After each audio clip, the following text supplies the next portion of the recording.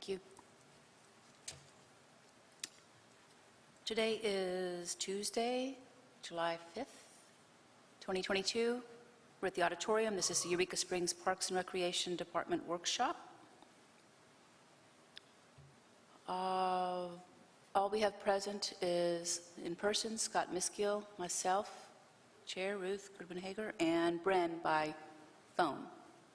So we're going to go ahead and start because we don't need a quorum for this. We're just having discussions tonight. I don't think there's anybody else that said they're coming later or anything. Okay. Two things to discuss tonight: the Planning Committee and Basin Park. Let's start with the Planning Committee update. And Scott, I'll let you take it away. Okay. In reality, I think for the most part, I think we'll let Bren talk about what he has planned. He's the, I guess, the liaison or the commission point of contact for that committee. Mm-hmm. So we did meet last week, and 4 of us actually met and just talked about the structure and some ideas that we have on that. So Bren, would you like to go ahead and take it from here, or would you like me to? Sure. Okay. No, that's fine. So we've gotten several, I think, good potential names. I'm on vacation this week, and so I'm down in Alabama. But I do, in the next few days, or the very first of next week, just want to reach out to each one of our potentials. Right now, it looks like we have 4. We probably are needing either 5 or 7 people on the committee. That didn't have to be. But certainly it helps with any decisions. It's always better to have odd people, obviously. And but I think we're trying to really diversify the interest of the people that we put on, so not everybody is interested in cycling or in hiking or in flowers or any particular thing, and so we're going to create a really good diverse group. I spent some time with Scott, Scholar, and Juanita, kind of discussing just some of the basics, more of which is where have we been in the past, and some of the hurdles as far as the parks, some of the current needs, and I also kind of put together a form for a white paper that Scott and Juanita are going to help me complete it for every single property, including every single spring. Not every spring is going to have some wants or desires or anything, but it needs to be listed. Anything that the parks are responsible for, it needs to be listed in the document. And so I think we got a good running start. I've been kind of working on some of it the last few days while I'm down here. And again, as quickly, either by the end of the week or first of next week when I get back, I will have spoken with everybody that we've got named so far that seem to be interested. And I think we'll have this formal committee put together pretty quickly. Good. Bren, did you get the emails that I sent out today? Yes, okay. I did. Okay, so you're aware that I've spoken with 2 of the ones that we've talked about, Kylie Heverdes and Madison Dawson? Yes. Okay. And just, Ruth, I'm sure you know who they are, but Kylie, Kylie works at City Hall. She is the person who's in charge of the historic applications and whatnot. I think that she would be very good because of the historical significance of her position. She's got her finger on the pulse of all of that. So I think she would be a good person. Obviously, these are all people that will have to be appointed by the commission, and I'm hoping that our next meeting there would be a vote to populate this committee. Madison Dawson is the next one. She's the director of CAPC. I think that they would be very helpful for obvious reasons, especially when we get to Basin Park, because they're one of the big stakeholders in Basin Park. So they both indicated a willingness to serve. We also got a call from Tara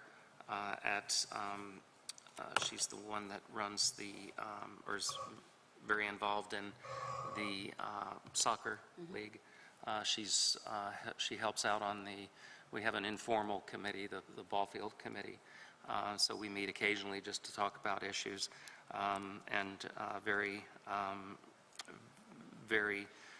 involved, very smart, very, everything that we're looking for. But again, she has a role, just like these other two. She has a role in a significant aspect of our parks, which would be the sporting events. So those are three right there that have all expressed an interest, and that I think would be very helpful to be on that committee. So, Bren, were there any others that we had talked about that maybe I've neglected to mention? Yes, Was it 4? Chris is one of them. Chris Fisher? Chris Fisher. Okay. And who has expressed interest. You had it listed as well, but whenever I had first put out a filler, that was one that I got some interest in from. And then also Karen, and I'm going to mispronounce her name, but Karen Amidi, the owner of Highway 62 General Store, whatever it's called, out next to Sweet and Savory. She's just very active in the community and gets out and uses the parks, and I think would bring just a good, fresh outsider perspective. She's been here for a few years, but I think we would get some really good perspective from a couple of people like that. No, I agree with that. You said the outsider's perspective is good. You've got people that have been here a while. Well, Kylie? Yeah, Kylie is sort of a newcomer too, but still we get the outsiders and the old people and the different interests. Yeah. Ball Yes. fields, the sports, business owners. I'm glad to hear you've got some interest. And you said you think 7 to 8 Yes. people total would be a good goal? I know you said odd I think number. we should be going 5 to 7. 5 to 7. Yeah. Yeah, I agree. So we're probably about there. Yeah.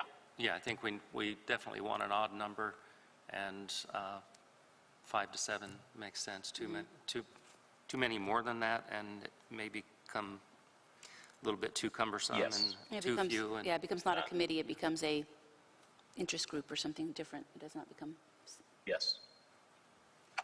okay, well, that sounds good. And then we're still, I know this leads me to talk about Trails Committee. Trails Committee is still I can. in the works too. Right. The Trails Committee is being worked.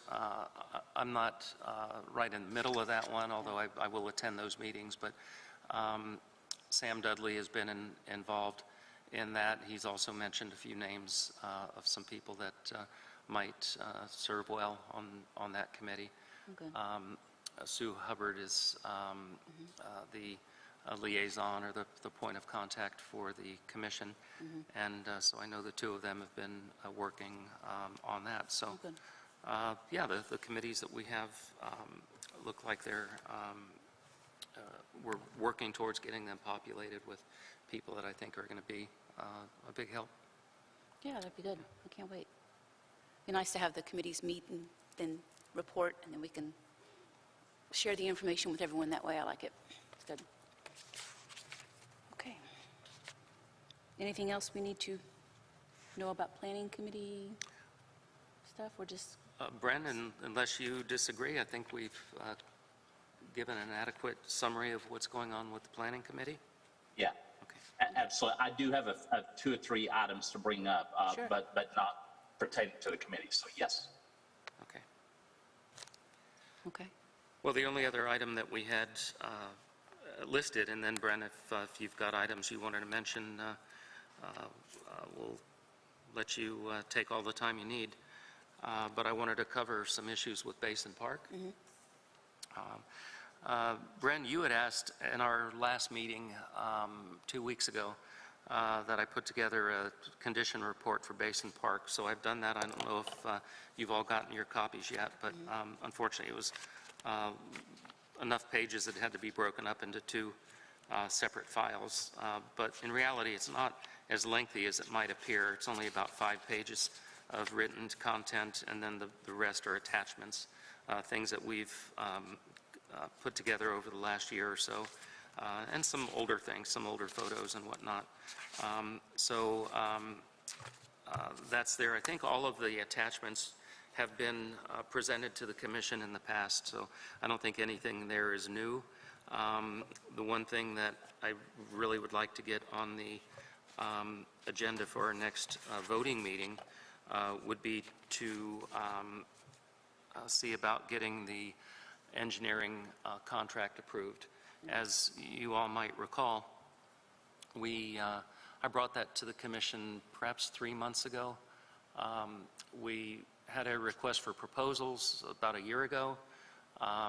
We had selected the company, McClelland Engineering, who was the firm that we had selected through that process.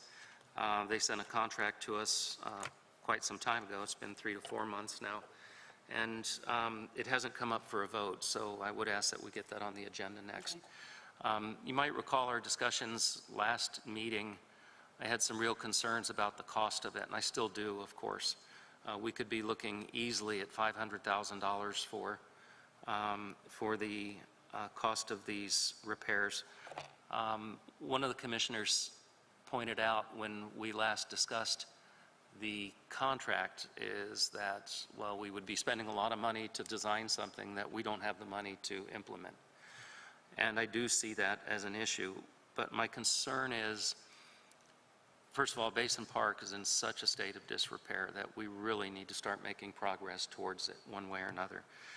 I think we concluded in our last meeting that we are really going to need to try to find one or more grants for doing the actual construction, but especially the collapse that's going on underneath the fountain is getting worse and worse. I was there Friday and just noticed at least a half inch, if not perhaps up to an inch more of settling that you can tell. We can't see that degree of settling and not expect that that whole thing is just going to collapse imminently. We really need to get this rolling. Even if we don't today have the funds to implement the design has to be done, and I think getting the design done will perhaps make it easier to get grants when we do come across grants that are available. So I'm going to ask that that be brought up on the next agenda because I don't think we have a choice at this point. We need to get this design process started, and at the same time we could pursue grants and other funding opportunities. In fact, we have had discussions with CAPC. Obviously that would take a vote. There's some legal issues. Can they fund things like that? I think what they're considering, at least, I don't want to say too much because I can't speak for them, but I think the thought there is that the band shell itself is a key venue, just as this is a venue for events that CAPC sponsors. And so I believe that the idea there is that they might be able to assist with the band shell aspect of that. Well, if we have somebody that's doing the band shell, all or a portion of the funding for the band shell work, that's that much more that we don't have to do for the plaza itself. So we would still need to try to find some way to fund the work that needs to be done on the plaza. But the bottom line is, until we get the design work done, it's nothing but discussions anyway, and so we really need to move that along. I think we just don't have a choice at this point. Well, I think, like you said, the design work should be in place because, knock on wood, this won't happen, but at some point this could become an emergency where we have to do something right away. Yeah. And we need to be ready to go in case, of course, I hope that doesn't happen, and alarm ourselves or people, but that could happen. Yes. If it takes us 6 months or a year to find money, it could be an emergency that we're dealing with, and Right. having this in place would make the process work faster. I wonder, too, I was trying to remember with the auditorium, just made you think that, it's auditorium comes under the CAPC or is it the city that actually rents? I can't even really think or remember. Over the years, it's kind of gone into different areas of who's responsible and who's not. I know when we talked to CAPC about funding the audit, the band shell and all that, I guess we could think about, you know, what the precedent we're setting by having everybody involved in the band shell. Should it not become more than just Parks' responsibility long-term? Right. How do we make that happen? How do we decide whether that's a good thing, bad thing? You know, I don't know. I even had dreams of, you know, if you had to do a special bond election or something silly like that, if you had to, Yeah. if it were not just Parks, if it belonged to the city in a different way, it might be easier to, I don't know. Because it could be an emergency someday. That's what worries me. Right. Hopefully it won't happen, and we'll figure out a way to get that happen Yeah. before that happens. But Yeah, I would also say that, you know, we have a substantial amount of, Yeah, I'm sorry?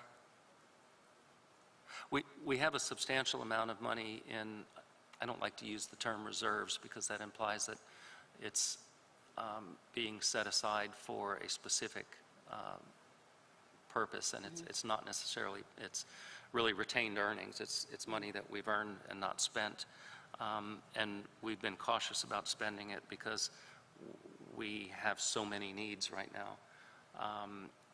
Kylie is going to be helping us to try to get grants for both the design and eventually construction of repairs and restoration of the bathhouse, and also for the dam, the walkway and the railing for the dam.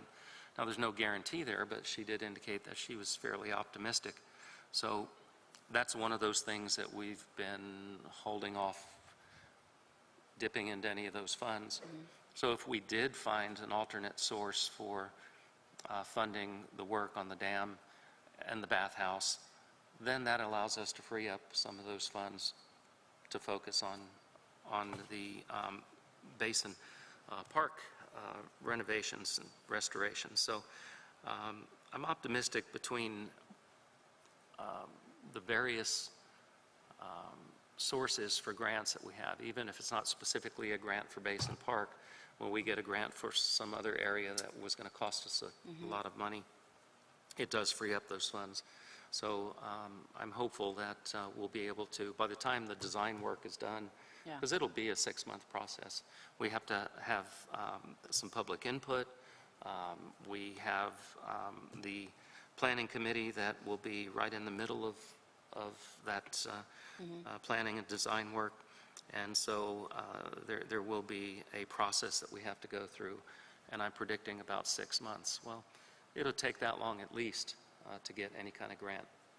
So anyway, that will be my hope, is that our next meeting will have that before the commission, and that we will get that approved and get the design work started immediately. And that's all. That we do have the condition report that I prepared, emailed it to all of you, and hopefully that answers any of the questions that you have. If not, feel free to contact me. I think that's good. well, Brent? Scott, I'd like to jump in on the discussion on Basin. Yes. I just, you know, when I came on board, I don't think that all of our focus needs to be on the back trails, and I don't think it all needs to be focused on downtown as well. But when I think of the potential economic impact of just the town, if something happened to that park and we had to close it down, then even if we're not ready to get grants, first off, I don't know how you could even go for the proper grants if we didn't have a plan of what we need to do. And Right. number two, I just think we have a financial fiduciary responsibility to the city to make those plans and figure out what.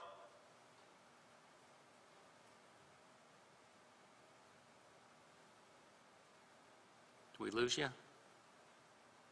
He's lost in Alabama. I'm back. I'm back. Okay. Yeah. I'm I'm lost in Alabama. I'm lost on the beach. No, I don't know what you heard, but bottom line, what I was saying, I think we have a fiduciary responsibility to move forward on figuring out what all's doing the studies and being prepared, because you can't move forward with grants or anything else unless we know. And I just think we Right. owe that to the city, because I don't think we can sit around and wait on it. Well, so the three of us that are here certainly agree. Certainly agree, Hopefully yeah. we'll have a quorum at our next meeting, and we can vote that in and get this started.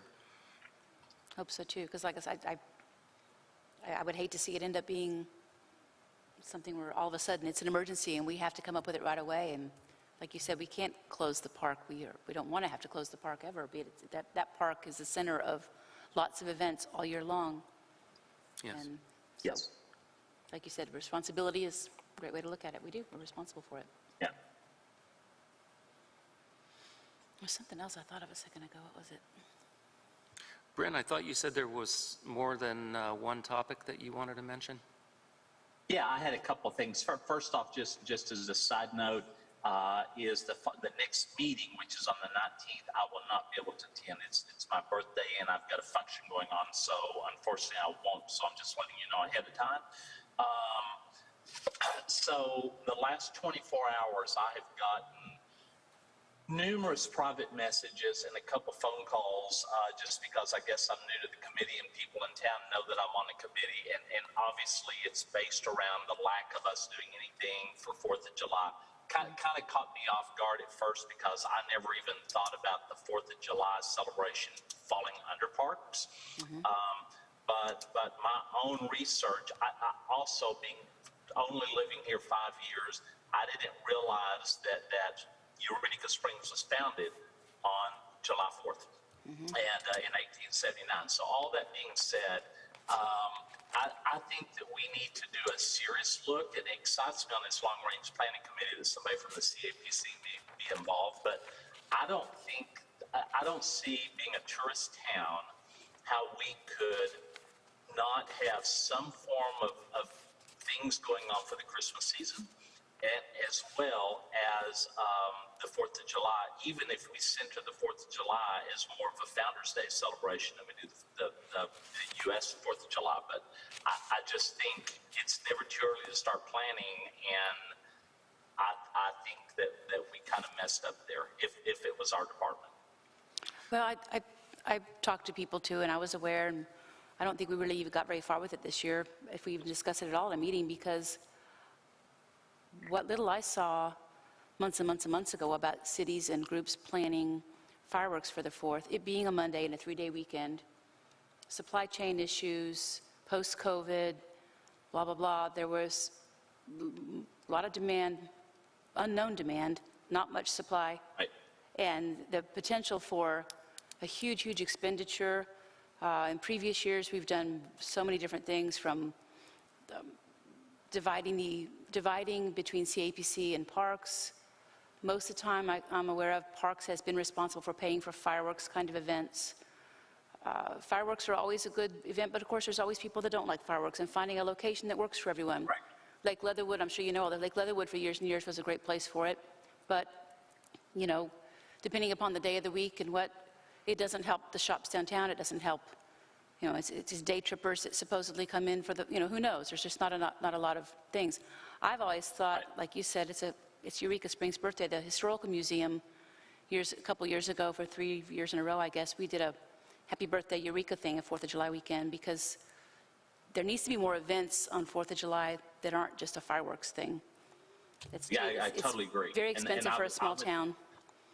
And we're competing with fireworks around us and things, that we need to think about more events. So I'm glad to hear you think that, and I don't think we dropped the ball this year, but when I would ask me about it in the restaurant and public, I just said, I don't know, this year just is an unpredictable year. I don't think there's any responsible way to say we should commit $25,000 to, or whatever it would cost to do a fireworks show, not knowing what's going on, not that we even had that to do so. But I was kind of glad that it just became what it became, and it was a...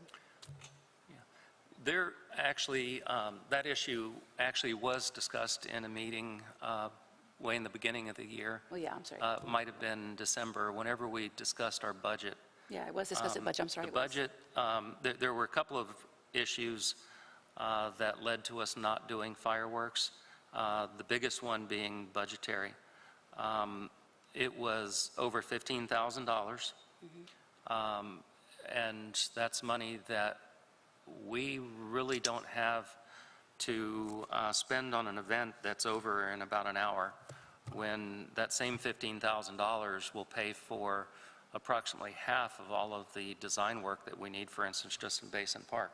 So when we're looking at not being able to fund things that we are required to do, such as protecting and preserving assets, and we have assets that we are scratching our heads wondering how do we pay for design and ultimately to implement repairs, it's hard to come up with $15,000 for, and it was going to be more this year, by the way. Yeah, So, I mean, we did discuss it at Right. budget. I meant more recently, Right. we hadn't talked about, the few people that asked me said, I didn't hear, last month I didn't hear Parks talk about doing budget or doing fireworks. No, Yeah. we're not doing them this year. We don't even know how much they're going to be. And at some point I started looking online to see, and I was seeing figures of 20 to 25,000 Right. Well, was average for those small shows like we get. right. It was going to be, it was 15,000 last year, and it was going to go up substantially. And they couldn't do it on 4th of July. Right. In fact, I think it was Thursday was the closest they could have done it.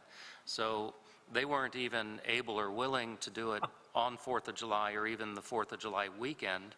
So to spend that kind of money on an event that lasts 30 minutes to an hour, when we have other things that we are required to do that we are looking for funds for, it was decided, it was never put into the budget. So Never we the did not have the budget to do it.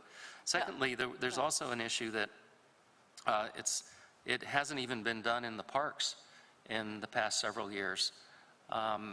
It used to be done years ago at Lake Leatherwood, and I could see if we were doing it in a parks facility, that the Parks and Recreation Commission might be responsible for that.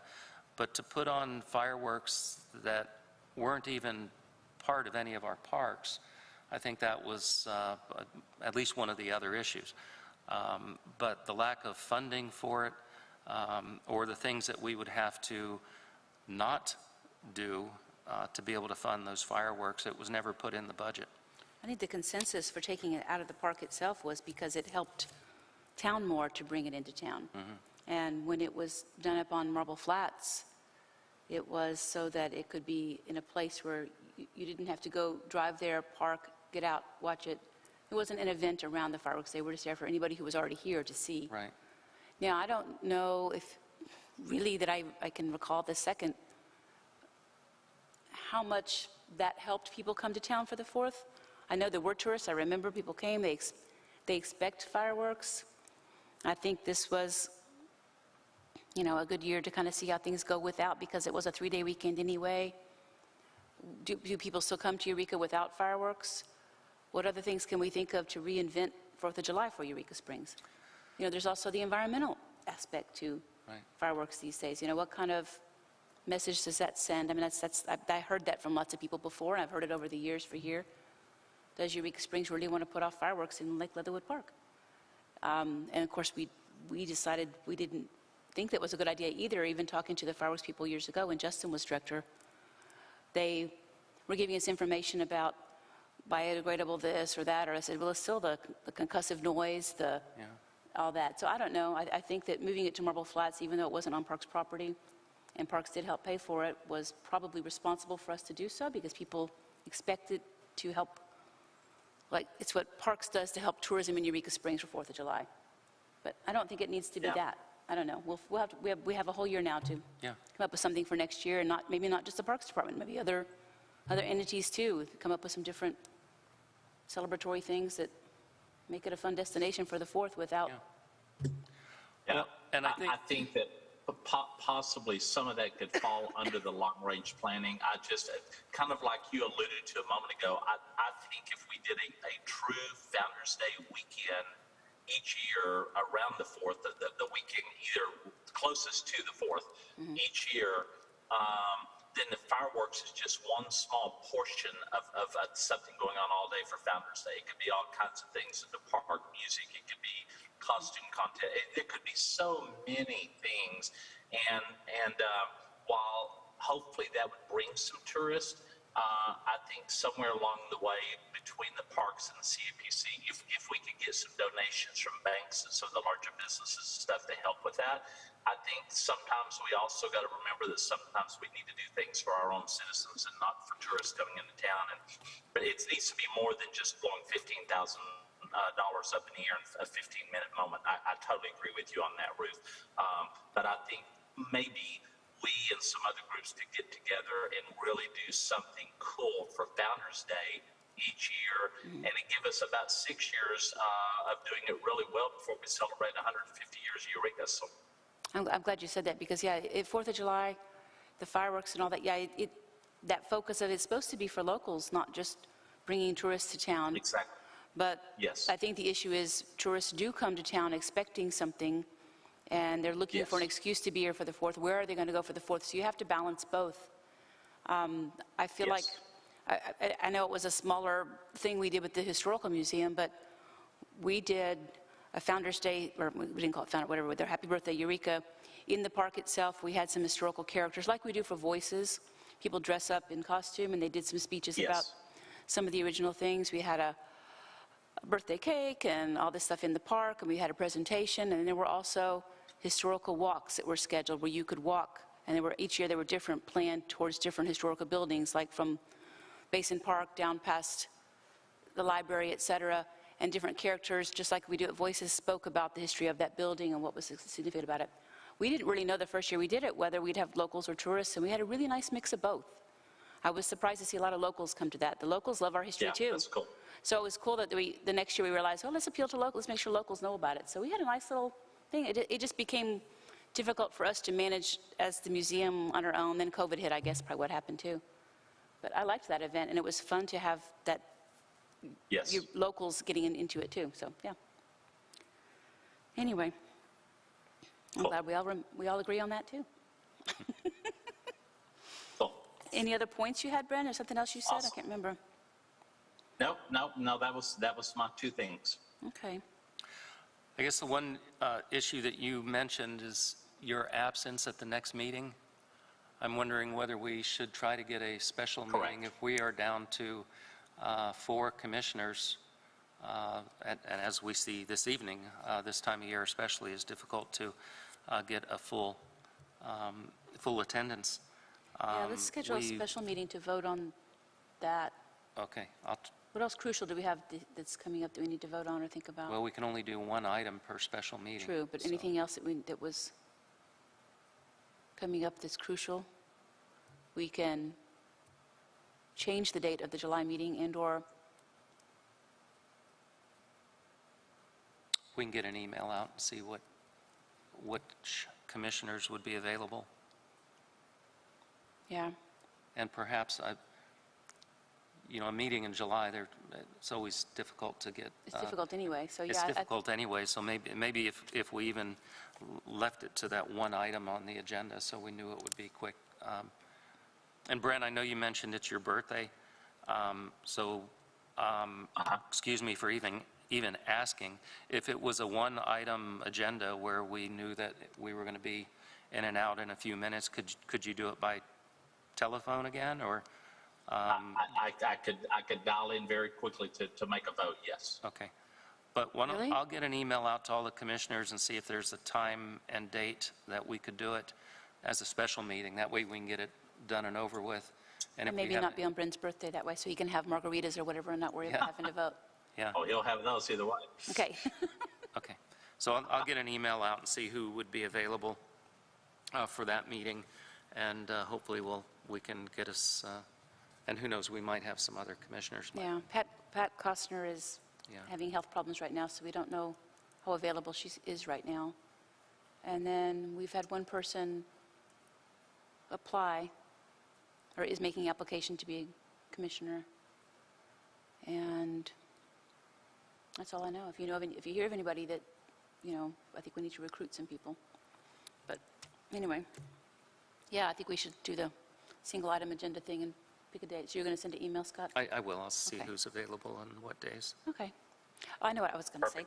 Back in the moment with the planning committee, you know, we always have this discussion about transparency and public awareness of what we're doing and all that. I kind of feel like, I hope this makes sense, that the planning committee could also become the real conduit for that, for the commission.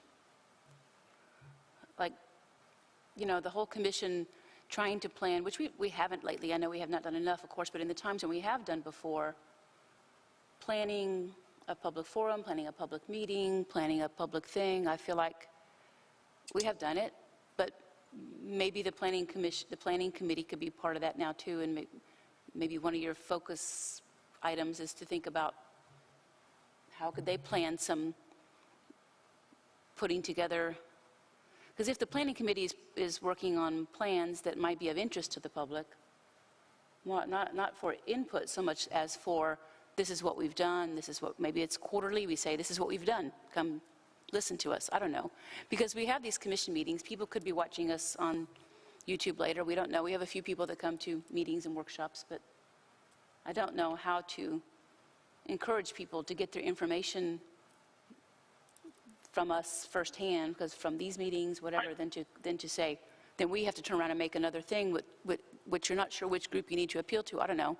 Maybe that could just be part of a little side note to keep an eye on how we can make that work better. Okay. Right. Okay, anything else? That's all I've got. All I've got. Back to the beach with you. You're on the beach, huh? You bet. Yes. All right. Okay, well, thank you, and we'll be in touch about the next meeting. Cool. Okay. Talk to y'all soon. Okay, you. thanks, Bryn. We're done. Thank you. What time is, I just want to see what time it is. We're finished. Thank you. 6:42. 6:42.